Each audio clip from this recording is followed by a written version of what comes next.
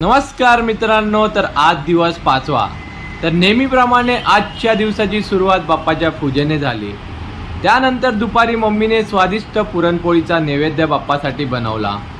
तर गौरी पूजनच्या निमित्ताने घरी दिदी आणि बायका ओसा घेऊन आल्या होत्या. सगळ्यांनी गौरीची पूजा करून वाण दिल्या. नंतर छोट्या चिमुकलेनी सुद्धा गौरीची पूजा केली. त्यानंतर दरवर्षीप्रमाणे 9 सुवासिनी आपल्या घरी जेवल्या. मध्ये थोडा वेळ भेटल्यावर हळद मंडपात जाऊन एक झोप काढली. संध्याकाळ होताच सगळे मुलं झाले आरतीसाठी जमा.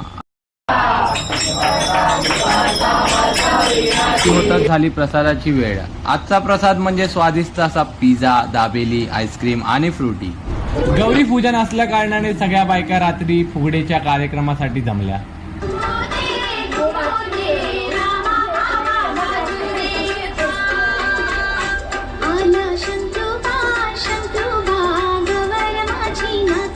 फुगड्या झाल्या